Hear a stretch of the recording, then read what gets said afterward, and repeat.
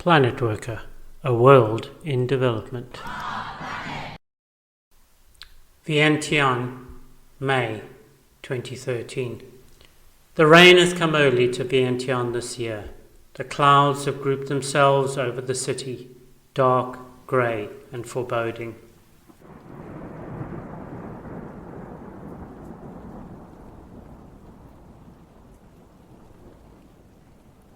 On my morning walk, the drops get heavier and I shelter under a grass pagoda, providing shelter to tuk-tuk drivers and watch scooters buzz by, riders squinting in the driving rain. In the background, the Mekong winds its way between Laos on this side and Thailand on the far bank, slow and indolent.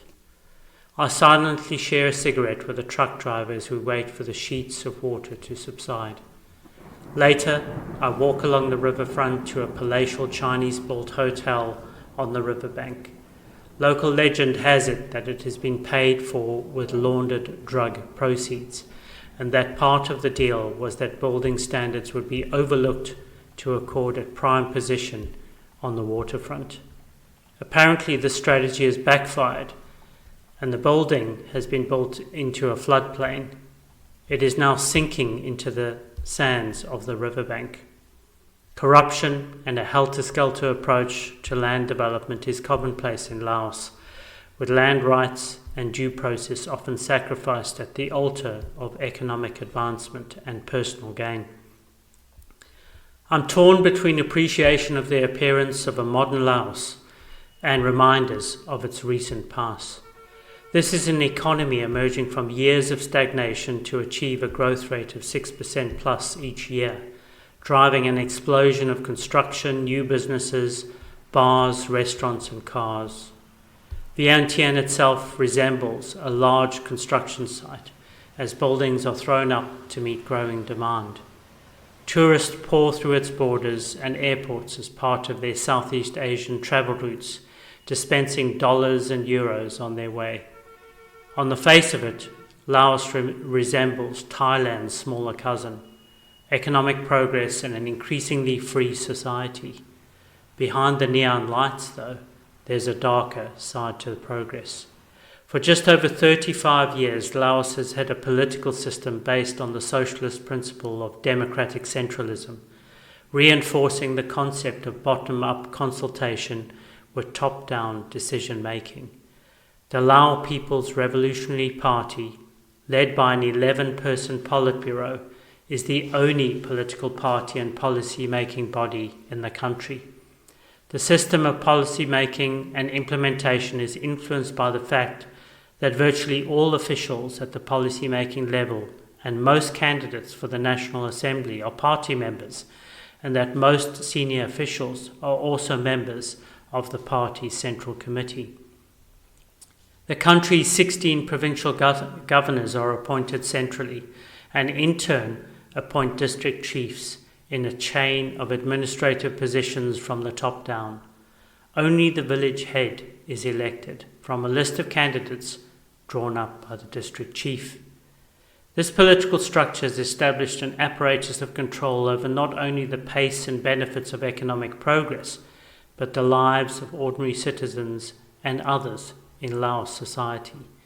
For visitors and expats, permission are still required for travel in certain areas, and government's minders accompany foreign workers on official business. Silently, deadpanned, the fourth person in the vehicle. For citizens, there are more ominous reminders of the cost of dissent. One of the most shocking of these reminders is the disappearance of individuals considered to be a threat to the ruling elite, persons spirited away who are often never seen again. At the time of my visit, development and civic actors are still reeling from the disappearance in December 2012 of Sombath Somphone, a well-known community activist revered by his peers and considered a moderate voice for social progress. Sombath Sin seems to be collating the stories of land dispossession from rural areas. An acquaintance points out the police checkpoint on the outskirts of the city where he was last seen, before cameras showed him being bundled into a van and his car being driven away. I'm heartsore at the description of the desperate and futile attempts of his wife and friends to find him, and of a cold official silence.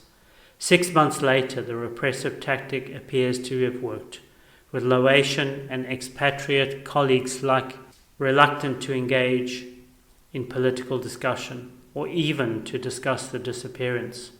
My colleagues are also rethinking a program to work with communities that are to be forcibly resettled to make way for a dam, wary of the political sensitivity and the risk to local staff. I travel up north to the mountainous Bokeo province, close to Myanmar and Thailand borders in what is known as the Golden Triangle, to see firsthand why Sombath and my colleagues are worried.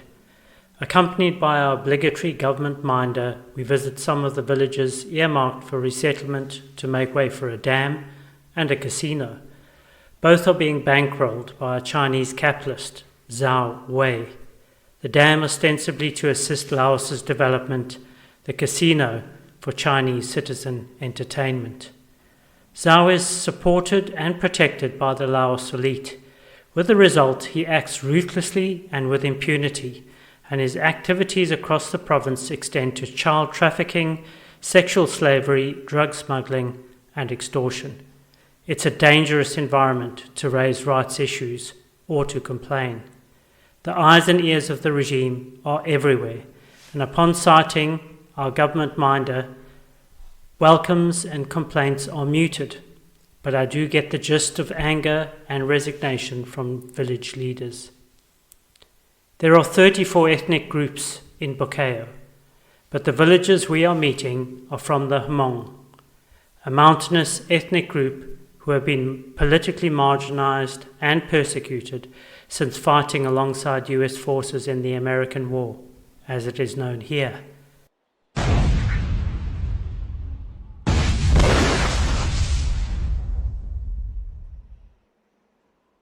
Unlucky for the Hmong, this area was one of the most bombed of the war, and when overrun by the North Vietnamese in 1973, many thousands were either airlifted to Thailand or the lucky ones to the US.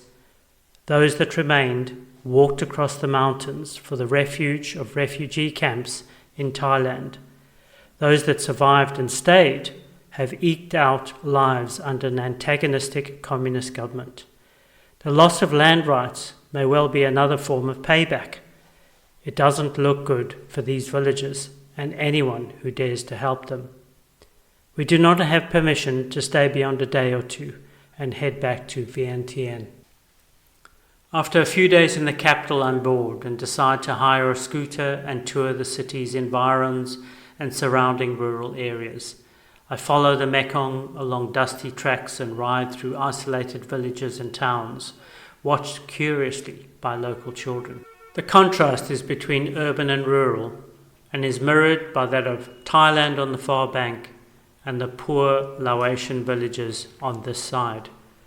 These rural settlements remain poor, falling further behind both their national and urban neighbours. Elsewhere in the country, the story is similar, with poor villages literally making way for dams, infrastructural development, and casinos. Developments which were likely to make the ruling elite richer still, but often devastating for those communities immediately affected. Earlier discussions with my colleagues centered on how to deal with this dilemma. Assisting communities to resist would be political suicide, while assisting them to relocate would risk co-option. No easy answers here. Returning to the city, I have a beer and dinner with a friend.